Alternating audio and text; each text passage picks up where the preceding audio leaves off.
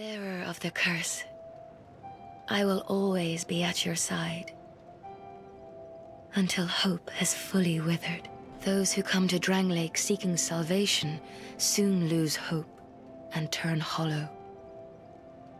It happens to them all, sooner or later. That blue knight at the base of the tower, his spirit is already broken. Although he does offer sound advice. Perhaps he is a foreshadowing of your own future. Stay strong. Do not lose hope. Even when you have precious little time, not all undead are hollows, but all hollows were once undead.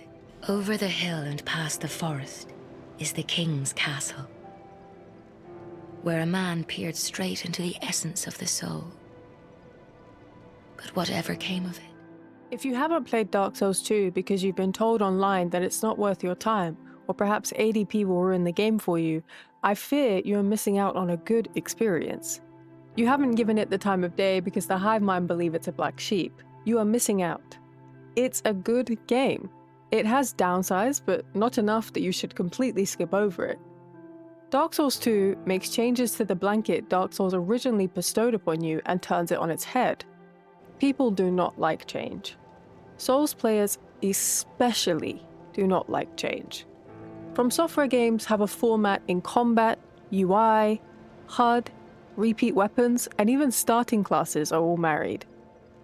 A sequel's job, at its core, is to take the game before it and use what made the original game great, polish it, tune it, and work on the aspects that created complaints. Now, I will say that while Dark Souls 2 attempted to do this by going a step further by adding their own charms, which caused some elements of Dark Souls to fade into obscurity, some parts of this benefited the franchise, and others stained it. Regardless, I believe Dark Souls 2 retains its quality throughout, whereas Dark Souls most definitely has highs and frustrating lows. Now, this isn't me saying Dark Souls is a bad game. It's me saying the experience throughout the game can greatly vary. But Dark Souls 2 seems to do a fine job of creating a more even experience throughout the entire thing. Drangleic is, in the most literal sense, another linking of the fire, and thus, as it should be, an entirely separate kingdom. Is this not what Dark Souls taught us to understand? Gwyn dreaded the fading of Lordran and went to the kiln to explicitly prevent Kaith's Age of Dark, and went as far as to carry the flame within himself so that he, not Lordran, would never fade. Frampt and Gwyndolin sought countless undeads who they believed could be king to ensure Lordran would rise and fall, and rise and fall, with the same foundations of its original fire, after Farum was extradited as he believed logic lied only with the dragons. Gwynethere fled on Orlando as she could see that Lordran was coming to an end. Seath did not care for Lordran and only befriended Gwyn to cement himself in history, regardless of his ongoings, and Priscilla cared only for the painted world and not much else. Very few people in Lordran cared for Lordran. Even our player character can choose to join them by following the Age of Dark, instead of linking the flame. Hundreds of fires have been linked between Lordran and Drangleic, which I think a lot of people forget. In plain speak, the canonical events of the fire is not Dark Souls to Dark Souls 2. There has been hundreds of kingdoms between them. Is it not only natural that the traditions of Lordran would fade over time? Does it not make sense that Tomohiro Shibuya and Yui Tanimura would approach the game design differently? Dark Souls 2 takes the interlinked world of Lordran and flips it on its head. You arrive in Drangleic and quickly realize the linear level design, but the game also just as quickly teaches you, despite its linear appearance, there's always reason to return through the statues of Yor and Dinah and Tilo, who take various stones and petrified some things that you will only come across further down the line you travel. As a side note, I like both the game design of Dark Souls and Dark Souls 2, and I believe if you applied the game design of one game to the other, it wouldn't work in either regard. This is not a video of me belittling Dark Souls or Dark Souls 3. This is a video about why you should give Dark Souls 2 a chance if you haven't, or perhaps you're looking for a fresh opinion on Dark Souls 2. The reason I remind you of this is as we all know the collapse of Dark Souls' second half, and I will begin to talk about the lack of interconnectivity in Drangleic. The passion to make all of Lordran interconnected objectively destroyed the endgame. Lost Izalith, Honor Londo, and the Duke's Archives are very far from the tight bit that is Undead Burg all the way through to Ash Lake. Anyway, follow the line through things betwixt and you'll end up in Majula, your Firelink shrine of Dark Souls 2. No Firekeeper is present, and the area is not enclosed behind large towering walls. There's no mob enemies waiting for you a few steps away. No shortcut to Nito.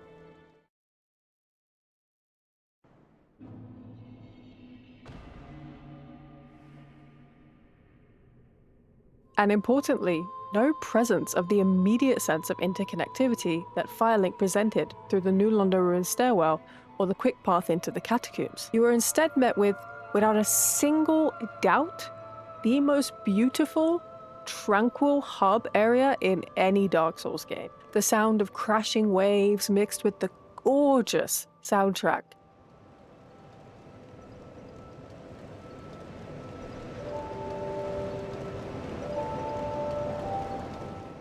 And the touches of ambient wind sounds immediately present the idea that this game is not shy to present the comforts of Lordran in its own way. The feeling of relief when opening a locked door to enter back into a familiar area is gone. No more shortcuts that will cut an entire level away just by opening a single door, and shortcuts are now what they are at their core.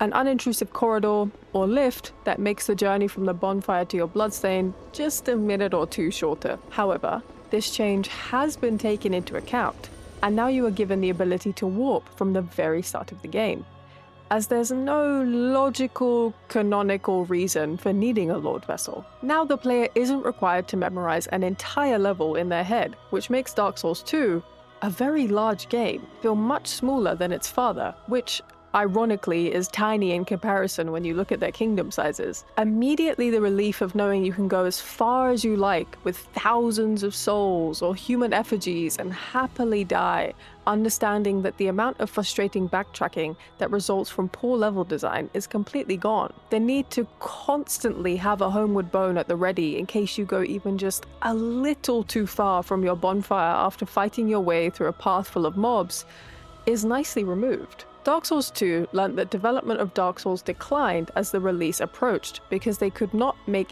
everything intertwine the larger the game became, and so it simply chose to not repeat this by allowing the player to freely warp, removing any disappointment in drop-off in a level design towards the later half. Shibuya and Tanimura had freedom in creating 77 bonfires buttered across levels that are individual from one another. Every single level in Dark Souls 2 is different from the one before it. Drangleic is vast, and it doesn't follow the logic of world design as we know it. Does it make geographical sense to go from Irvine Peak, a wooden windmill housed in a poison swamp, to step on a lift that goes upward into the literal empty sky and step out of it to find yourself in Iron Keep, an iron castle swimming in lava? No. Does it make for an everlasting sense of what's coming next, and leave the player constantly engaged and needing to pay attention as the environment around you is forever changing? Yes. This is what I mean. The game design of Dark Souls 2 makes perfect, coherent sense for the game that it is, just as much as the game design for Dark Souls suits it perfectly. Just because a handful of players can't understand that a direct copy and paste would have been repetitive, do not let it prevent you from entering the funhouse of Drangleic. As aforementioned, Dark Souls 2 is massive compared to the first game. So many people complain that Dark Souls 2 is riddled with a billion mob enemies in one area that will gank the player to death. This is just false. The game is large, and thus the enemy placement must be bountiful to keep up with it. Would 24 undead soldiers work in the run-up to the first bonfire in Undead Burg? Definitely not. But would the same literal 3 or 5 undead soldiers from that same area work in the run-up to the bonfire and undead settlement? Also definitely not. It is not the game's fault you are not able to use your brain to understand you cannot, and pretty much shouldn't, run past areas, as the game directly will punish you for this due to Dark Souls 2's enemies having infinite aggro range. You are explicitly being told to not expect the comforts once again, as the game within itself is much larger, and as such, even the unimportant areas will have much more enemies dotted in them, and yet people will complain that the entire game is bad because of it. If you approach Dark Souls 2 with the understanding that a sequel should follow the exact formula of the game before it, even though this is not something that is present with any sequel of any game, you will of course be grouchy that it's different. Dark Souls 2 artificial difficulty is a lie. I fear you are just unaware and also lack skill. Dark Souls 2 combat just requires patience and the ability to walk left around the enemy. The Zweihander will carry you through Drangleic just as much as it did Lordran, but now you have to mediate more than one enemy at a time. No artificial difficulty here, just a level of game sense required. Oh, the comfort of quitting out is also removed as enemy positions won't reset. Once again, the world is flipped on its head. Also, no, the hitboxes aren't unfair either. Enemies have the same hitbox reach as the player character, meaning both you and the enemy you are fighting, bosses included, are on even playing ground. I'm being serious, there's not a single hitbox in this game that is bogus aside from the Mimic. People only believe the hitboxes are bad because their hive mind are under the impression that they are. For whatever reason, players think a hitbox is only as big as the weapon possessing it, but this is just not true at all. A hitbox is just that, a hitbox. One Google search will explain the absolute inner workings, but I will just say that hitboxes are cylindrical in Dark Souls, meaning a Greatsword's hitbox isn't the shape of the Greatsword. It's a small cylinder around it, basically meaning there's a very small empty gap between the weapon and the invisible wall, if you will, between the hitbox. That is a hitbox. What the hive mind is actually getting upset about is hit detection. Dark Souls 2 has, for a game with well-designed hitboxes, terrible hit detection. There's a delay in the detection, and it's that delay that makes you get teleported to swords, into grabs, and random moments of being knocked over. You were hit completely fairly. The input of the hit reached you unfairly. TDLR, Dark Souls 2 has input lag. Why they added input lag in the sequel? I believe it's because Dark Souls 2 is not a game where panic rolling is ever going to save you. Look at every single boss arena in Dark Souls 2. Big, open spaces fit for repositioning. Dark Souls 2 iframes are completely optional. You start the game with 8 iframes, and thus you should understand you need to actively level adaptability if you want to panic roll. Before I get hit with the, "Oh, but what about Fume Knight? When I'm behind him, I still get hit when he thrusts his sword forward." It's because if you pay attention, you will notice that Fume Knight places a fist behind him when he uses that move. Bosses have an extra hitbox on their undormant hand sometimes, which is very much frustrating and one of the things I'm not a huge fan of, since getting punched in the balls for half of your HP bar is pretty crazy. But needless to say, in Dark Souls 2, you cannot stick inside Quaylag's left armpit, if you will. You actually have to dance, aka position well enough with the boss, which is more engaging, no? On the topic of bosses, Dark Souls 2 has the easiest bosses in the entire franchise. If you've ever wanted to feel like you're a Dark Souls god, then Scholar of the First Sin is the one for you. Like actually, the hitboxes and detection aside, the bosses are almost comically easy due to the overly choreographed movement of them. Listen, I never said Dark Souls 2 was excellent, I said it was good. Anyway, I think I've bored you enough with the technicalities, but how about the story? Dark Souls is a story about realizing the world around you will ultimately end and be replaced, as will that world, and so on and so forth. Dark Souls 2 is a game about nihilism in an ancient world. Everything in Drangleic is so incredibly old, so far from where it began, that you feel as if you're in a purgatory, but you're closer to what came before the stagnant feeling, rather of what would go on to be. The game presents a false desire of hope. This false hope that you can find what you seek, even though every single NPC around you is steadily losing themselves on their path to seek whatever it is they seek. Seek less. You, the player character, seeks Drangleic after the desire to break the curse that is slowly killing off your family, and for that you need to seek the king, Vendrick. The inner workings of Vendrick's early reign isn't the point of the video, so I won't touch on them, but eventually, Vendrick's desire to rid Drangleic of the undead curse consumes his clear mind, and Aldia's. I'll get into Aldia later, and, as it always has done, the Abyss desires to take advantage of this. The Abyss in Vendrick's ear, Nishandra, tells him that the giants pose a larger threat than the undead curse, and so he desires to be in war with them. We know there isn't a single giant in the Dark Souls franchise that pose a threat. Goth, the blacksmith, the archer of the undead settlement, and even Yorm are all good-natured beings. Nishandra takes advantage of his clouded mind and allows that incomprehension to lead him to ruin in his desire to seek power. He should know they pose no threat, as they never have before. Stuff happens and Vendrick regrets it all and ultimately locks himself away, where he allows the undead curse to become him. The lore in Dark Souls 2 is pretty vast and pretty deep, but I want to talk more about its theming, rather than the lore within itself. Nishandra herself seeks the Great Soul and desires to covert the First Flame, which is securely locked away from her specifically. She desires to enter the Throne of Want, which will lead her to the Kiln. She wants to get her hands on the soul within the Kiln, not to link the flame, not to become a regal leader of a new kingdom, but instead to just do what the Abyss has always done, devour both it and the dark. She didn't come to Drangleic to live in matrimony with Vendrick.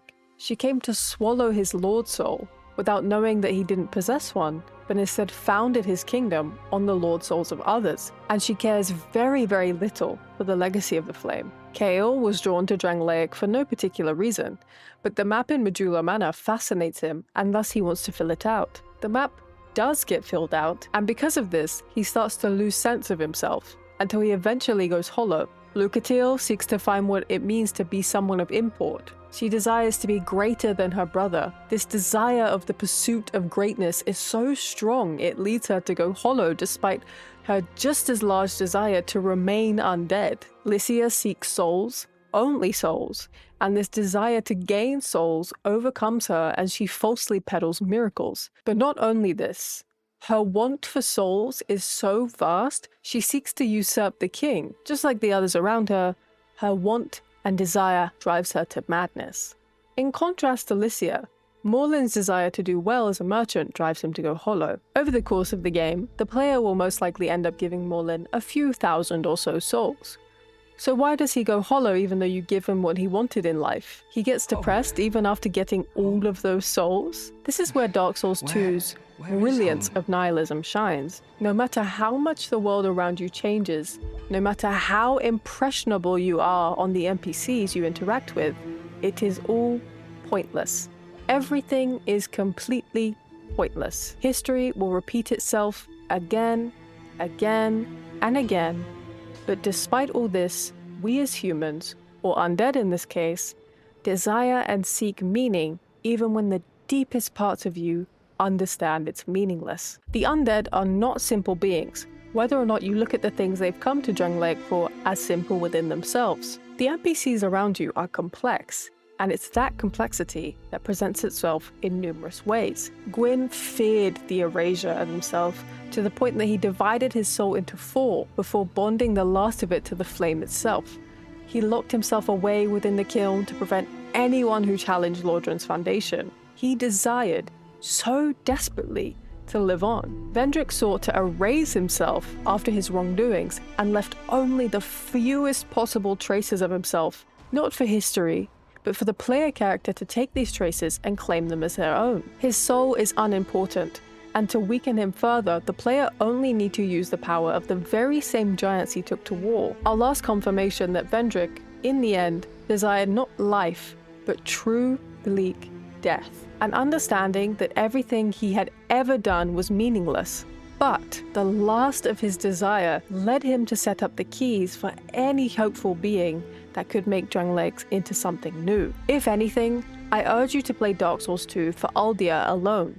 There is no one more interesting within this franchise than Aldia, not even Patches, who seems to survive every single linking of the flame exactly the way he was before. Aldia follows his own seeking and desiring, which is incredibly in-depth, and I won't cover it as I think his story is interpreted subjectively, and the lore around him tends to be looked at differently by each person individually. I will say that Aldia's desires ended up with him becoming malformed, leaving the only way he can present himself to the player is through bonfires, literally emerging from them, which would lead to Aldia bonding his own soul to the flame, whether he wanted to or not. And through this, his hatred for Gwyn arose, and thus he becomes the Karth of Dark Souls 2, flirting the idea of forsaking the flame to rid us all of the undeath and the need for humanity to survive. Whatever he desired before getting linked to the bonfire faded into obscurity and was replaced with this desire to truly bring an end to everything. Everything is meaningless and the undead should hope for nothing. No matter how tender, how exquisite, a lie will remain a lie. The flame will be linked, the kingdom will prosper and quickly fall into ruin, whether it's the abyss, the age of dark, or a curse. And a foolish hollow one will seek the kiln to link it again, and again, and again, with the desire to create something stronger. A lie will remain a lie. Dark Souls 2 is profound, presenting the flame as something to both hope for, as much as you should understand it will always be futile. There's something interesting about how the game messes with you in this way. You know Drangleic is dead and dying, but you can either desire to continue on to another kingdom that would lead into Lothric, or you can seek to rid us all of this curse by leaving the Throne of Want altogether and letting the world around you die. Whereas Dark Souls promised the idea of linking the flame into fire, or to bringing it into the Age of Dark, where the gods would become powerless and humanity would prevail. Dark Souls wants you to prevail. Dark Souls 2 wants you to, of your own accord, decide if prevailing is worth it. Dark Souls 2 asks the player many times throughout their journey what they're really doing. You're dying over and over again, seeking bosses and empowering yourself. And for what? In Things Betwixt, you know why you're here and what you seek. But within the Throne of Want, what are you seeking? Why do you desire it? If you choose to link the flame, the doors of the throne will close in on you, leaving only pitch black. And all we're left with is, why? Who did you link the flame for? Has your journey through Drangleic not shown you that all is futile? Or does your human desire to prevail so strongly that you can believe in the flame? If you don't care for lore or storytelling, then maybe the PvP will be for you. Dark Souls 2 has a well thought out and cared for PvP system in comparison to the first and third game. I personally don't engage in PvP in any of the Souls games, but as you might have guessed, I do enjoy the inner workings of the franchise, and so I know a little bit about it. You should absolutely be getting involved with Dark Souls 2 PvP if you enjoy invasions. PvP in Dark Souls 2 is without a doubt the only From Software game that requires a base level of skill. Pure cheese is still present, but you'll often be outsmarted. Roles consume more stamina in this game, so those who invade one another focus less on juking and more on guard breaking, which makes PvP overall much less cheesy, as you're actually required to properly fight instead of just taking turns rolling back and forth around each other like scared armadillos. Low poise also isn't a problem, as for whatever reason, poise kind of sucks in Dark Souls 2, and thus you'll get stunned at pretty much any poise level. However, because of this strange lack of poise, you can make any build viable. If you like hexes, you are good, as hexes deal stamina damage on top of base damage, and heavy weapons move much faster than they do in Dark Souls, which means you can keep up with those pesky dex katana users. They also actually can't be parried if you're two-handing a heavy weapon. Magic has massive damage improvements in PvP, and so it's incredibly effective. Also, power stancing means a large number of weapons that would otherwise seem awful in PvP are very much viable, such as daggers or whips. Most obviously is the massive open window any healing leaves you in. The animation is slow, and you cannot roll out of it, so players will often just battle to the death outright. And invaders cannot use Estus Flask anyway, so you'll find fights overall won't last as long as they do in Ulasil Township or in Dark Souls 3's Anor Londo. Despite this, you will find that the Dark Souls 2 PvP scene is pretty small. Often, you'll be getting invaded by the exact same people, over and over, even over the course of multiple days. I once kept getting invaded by this same player for 2 weeks. Sadly, the hive mind believe Dark Souls 3's boring cheese fest is the way to go when it comes to PvP, and as such, the one game that actually contains dedicated, properly well thought out PvP areas and pretty well implemented mechanics that fit perfectly for both PvP and PvE gets pushed aside. If you like Dark Souls' competitive mechanic, you should be embracing it within Dark Souls 2. The PvP is fairly well balanced, and even the use of bare empty fist is encouraged with the Vanquisher's seal. No two invasions are likely to be the same, since literally everything is on the table. It's easy to say that Dark Souls 2 is bad and falls flat in comparison to 1 and 3. The adaptability stat, the seemingly false geographical world layout, the long healing animations, the sparsity of human effigies, and some even complain that there are way too many NPCs, which makes the player feel lost. These changes are always going to remain a source of debate within the community for a long time, as the Souls community tends to follow the herd, and you might end up finding out there are very few respective opinions with the community to start with. If something's bad, it must be bad. If something's peak, it must be peak. No matter how tender, how exquisite, it is either good or bad with no middle ground. We can kill Gwyn and Vendrick and even Gale over and over again, and all of them will always be entirely separate from one another.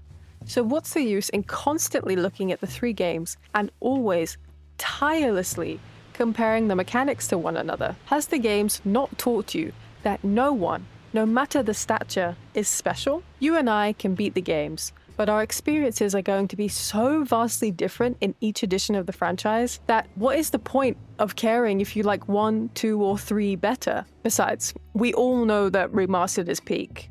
Poop walking is top tier. Could Soul of Cinder shit his way to the kiln?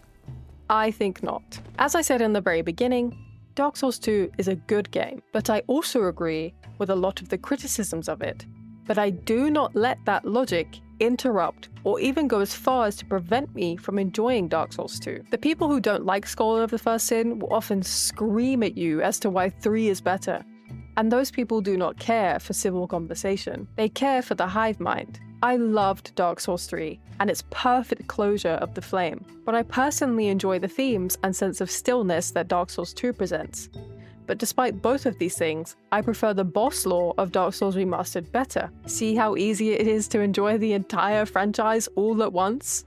Anyway, praise the sun, and seek less. Don't you dare let yourself go hollow, lest my time spent on you be wasted.